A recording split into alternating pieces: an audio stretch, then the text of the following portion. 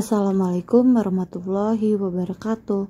Halo anak-anak, kembali lagi pada pertemuan materi sejarah. Hari ini kita akan membahas mengenai kehidupan sosial ekonomi masyarakat Arab saat menyebarkan agama Islam di Indonesia. Yuk, tanpa berlama-lama kita akan membahasnya. Awal mula kedatangan bangsa Arab ke Indonesia berasal dari datangnya bangsa Arab Hadramaut sekitar abad ke-12. Kedatangan bangsa Arab ke Indonesia terbagi menjadi 3 gelombang. Gelombang pertama sejak abad ke-12 Masehi, yaitu sejak kedatangan ulama Ba'lawi dari Marga Shihab. Gelombang kedua pada awal abad ke-18 yang terdiri dari Marga Segaf, Al-Bashi, Al-Hadad, Aidrus, Al-Atas, Al-Jufri, Shihab, Sahab, Jamiluawi, Al-Qadri, Basyiban, dan bin Yahya. Kemudian disusul gelombang ketiga di awal abad ke-19 yang mayoritas adalah non-habaib atau disebut dengan Kholibi, yang misi utamanya lebih banyak bertujuan sosial ekonomi di samping menyebarkan agama Islam. Keadaan sosial bangsa Arab di Indonesia. Komunitas Arab imigran di Indonesia dikenal dengan sebutan Hadrami. Masyarakat Hadrami secara tradisional terbagi dalam sistem stratifikasi sosial askritif. Tingkat sosial pertama adalah golongan Syaid, Habib, Syarif, dan Wan.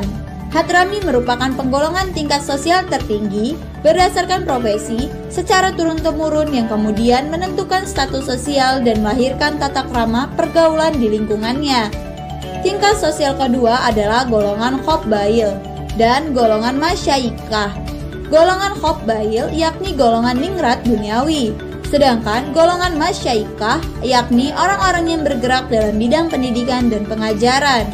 Tingkat sosial ketiga adalah golongan Da'fa dan Masikin, yakni golongan yang terdiri dari petani, pedagang, dan pengrajin. Keadaan ekonomi bangsa Arab di Indonesia.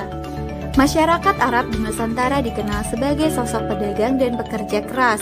Dapat dikatakan bahwa komunitas ini merupakan salah satu pesaing kuat golongan Cina dalam menguasai pasar. Bangsa Arab di Nusantara sangat meminati perdagangan. Mereka bersama orang Cina membentuk perdagangan pangan kedua. Komoditi utama dalam perdagangan orang-orang Arab adalah cita katun dan katun India. Komoditi kedua yang diperdagangkan adalah berlian, batu permata, emas, perak, arloji, makanan yang diawetkan, tembikar, dan berbagai barang dari logam.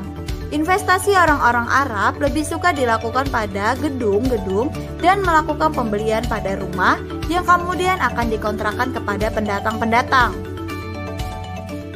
Hubungan stratifikasi sosial dengan perekonomian bangsa Arab di Indonesia.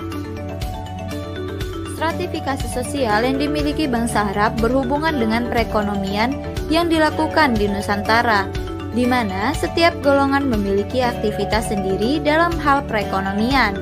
Hubungan tersebut yakni tingkatan sosial pertama adalah golongan Syaid, Habib, Syarif, dan Wan. Golongan ini merupakan golongan tertinggi dan juga mempunyai kekuasaan untuk melakukan kegiatan keagamaan. Dalam bidang ekonomi, bagi sebagian besar hampir tidak ada orang-orang Arab yang termasuk ke dalam golongan Syaid ini, yang bekerja dalam bidang perdagangan dan industri. Golongan ini dikenal sebagai orang yang sangat dalam ilmu agamanya dan cenderung memonopoli dunia ilmu. Tingkatan sosial kedua adalah golongan Khobbail dan golongan Masyaikah. Dalam bidang ekonomi, kedua golongan ini tidak berperan dalam perdagangan, karena golongan Khobbail merupakan golongan yang bertanggung jawab atas keamanan dan keselamatan anggota sukunya, serta harta benda mereka. Sedangkan golongan Masyaikah merupakan golongan yang mempunyai keahlian dalam ilmu pengetahuan sehingga tidak ikut serta dalam perdagangan. Tingkat sosial ketiga adalah golongan Da'fa dan Masakin. Golongan inilah yang berperan dalam kegiatan perekonomian, di mana golongan ini terdiri dari penduduk yang umumnya terdiri dari para petani, pengrajin, pedagang, tukang kulit, tukang besi, tukang kayu, tukang emas, dan pekerja kasar lainnya.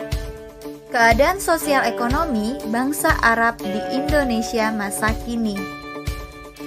Keadaan sosial ekonomi bangsa Arab di Indonesia masa kini sudah banyak mengalami perubahan dikarenakan perkembangan zaman.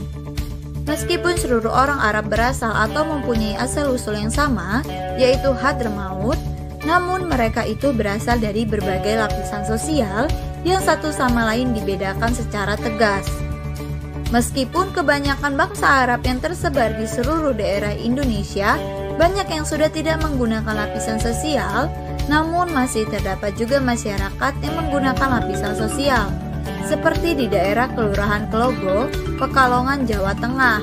Keadaan ekonomi bangsa Arab di Indonesia masa kini yakni tetap melakukan kegiatan berdagang, namun dengan komoditas yang berbeda. Selain berdagang, orang Arab juga mulai memasuki sektor-sektor lainnya, terutama menjadi pegawai negeri atau perusahaan swasta. Sekarang ini banyak jabatan-jabatan strategis yang diduduki etnis